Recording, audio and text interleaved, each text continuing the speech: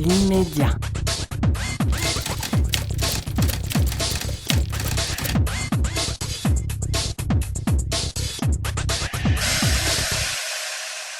La métropole du Grand Reims, son premier sujet, c'est bien sûr sa situation géostratégique, puisque nous sommes à 45 minutes de Paris en TGV, mais nous sommes également à 1 heure de la frontière belge. Nous sommes la porte d'entrée ouest de la grande région Grand Est, qui, je le rappelle, a 6 frontières. C'est la région française qui a le plus de frontières, qui est probablement la plus ouverte à l'international. Et nous sommes également la porte d'entrée est du bassin parisien. C'est dire si nous avons une capacité d'être au cœur des échanges économiques qui est tout à fait importante, et c'est l'un des axes fondamentaux de notre territoire. Quand on regarde l'économie de ce territoire, nous sommes un territoire qui historiquement, évidemment, a une activité agricole et viticole.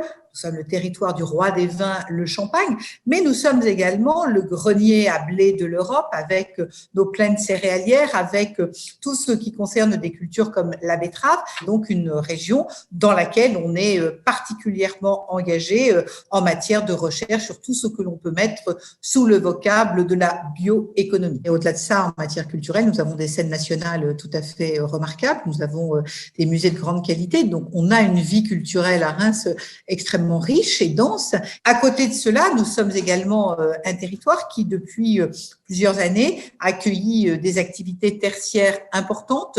Nous avons des centres d'affaires tout à fait importants, avec aujourd'hui une spécificité dans des domaines comme tout ce qui concerne la gestion de la relation client, dans le monde bancaire, dans le monde de l'assurance également. Et puis, globalement, sur ce territoire, nous avons aussi une tradition industrielle, et je pense qu'à un moment où va se poser dans notre pays la question probablement de rapatrier un certain nombre d'activités stratégiques pour le pays, d'avoir peut-être moins recours à l'import. Très concrètement, Reims, avec son agence de développement économique Invest in Reims, est engagé bien sûr pour accueillir des entreprises qui voudraient venir se localiser sur notre territoire, parce que une des qualités fondamentales de notre territoire, c'est que nous avons de l'espace et donc nous avons de la capacité à accueillir des entreprises qui voudraient revenir. Nous avons d'ailleurs une vieille tradition pharmaceutique sur le territoire rémois, où nous accueillons encore, au moment où je vous parle, 3 laboratoires de renom installés dans la métropole du Grand Reims. Plusieurs éléments, la qualité de notre main-d'œuvre, parce qu'il y a sur ce territoire une tradition de salariat qui est importante, avec une main-d'œuvre de qualité, une qualité de la formation, puisque vous savez, on le remarque quand une entreprise cherche à s'installer sur un territoire, ce qu'elle regarde, c'est bien évidemment la formation, le logement, l'espace, sont les 3 questions immédiates que pose une entreprise qui vient s'implanter. Nous pouvons en quelques mots cocher ces 3 cases.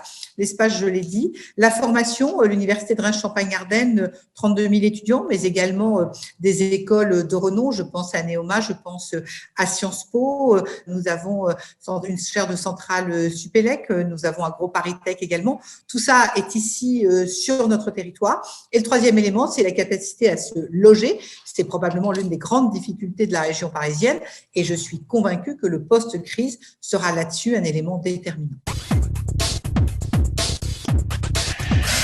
Reims n'est pas tendu en termes de logement. En revanche, Reims est un territoire en pleine évolution.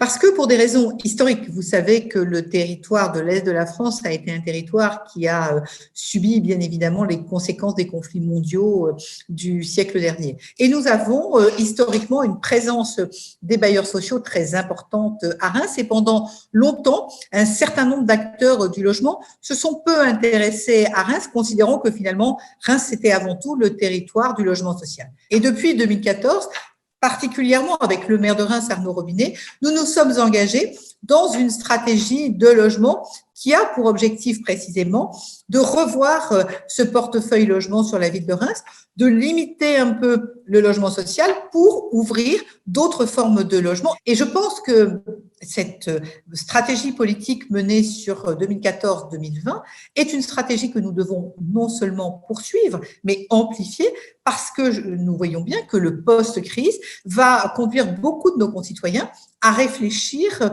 à leur logement. Incontestablement, les quasi 2 mois de confinement n'ont pas été vécus de la même manière en fonction du mode de logement des familles françaises, qui vont chercher à déménager, peut-être à acquérir d'autres formes de logement avec au minimum du balcon, de la terrasse et pourquoi pas du jardin. Tout ça à Reims, c'est possible. Nous avons des opérations qui sont déjà parties. Je pense à Reims Grand Centre, sur lequel un certain nombre de promoteurs nationaux sont engagés. Nous avons le sujet de Port-Colbert, nous avons le sujet des berges de Reims, et sur tous ces chantiers, nous étions déjà sur une réflexion d'offres de logements qui était notamment à destination des gens qui habitent la région parisienne et qui pourraient envisager de venir habiter en province, où le prix au mètre carré est moins élevé et où finalement le lien avec Paris se fait extrêmement facilement. Est-ce que vous pouvez nous dire quelques mots sur justement Terre de Jeux 2024 et les autres grands projets de la métropole qui devraient sortir d'ici les années à venir ? Bien sûr, alors Terre de Jeux 2024, l'idée c'est évidemment d'être une ville qui puisse être une ville relais des JO, puisque nous ne faisons pas partie aujourd'hui du cercle des JO parisiens. Pour autant, notre proximité de la région parisienne et surtout la qualité de nos équipements, car au moment où nous nous parlons, la communauté urbaine est en train de terminer un complexe aqualudique en plein cœur de ville, à 5 minutes à pied de la gare, et qui aura capacité à accueillir tout ce qui tourne autour des sports nautiques. Nous avons l'année dernière été ville hôte de la Coupe du monde de foot féminin et nous avons montré notre capacité à accueillir, et c'est la raison pour laquelle nous avons été effectivement sélectionnés comme Terre de Jeux 2024. Il y a une vraie dynamique avec un volontariat très important de nos habitants, et donc c'est vraiment un élément sur lequel nous pensons pouvoir apporter des réponses extrêmement concrètes. Et alors, il y a des projets tout à fait importants. Nous avons aujourd'hui une ligne de tramway et nous avons ensuite des lignes de bus, et notre objectif, c'est évidemment de renforcer la qualité de nos transports publics. L'autre point très important, c'est la place du vélo dans la ville, et on voit bien qu'en sortie de crise, beaucoup de nos concitoyens se posent la question du transport public et s'interrogent sur le fait d'utiliser leur vélo. Dès maintenant, le maire de Reims travaille pour aller plus loin sur les pistes cyclables, pour en sortie de confinement faire ce que l'on fait dans un certain nombre de villes, c'est-à-dire tester de nouvelles zones de pistes cyclables, parce qu'en plus on est sur un territoire qui est relativement plat par rapport à d'autres villes. Donc l'idée, c'est vraiment d'avoir une capacité à privilégier les différents modes de transport, ce qui permet à chacun de pouvoir se déplacer comme il veut et qui, selon le temps, selon le type de déplacement, peut avoir une offre globale. Mais moi, je suis convaincue que de toute façon, c'est par les territoires qu'on réussira à redémarrer, c'est pas autrement. On voit, cette crise a montré l'impuissance absolue de l'État et on voit bien que c'est comme ça qu'on pourra en sortir. Pour autant, le soleil se lève à l'est, donc tous les espoirs sont permis. L'immédiat.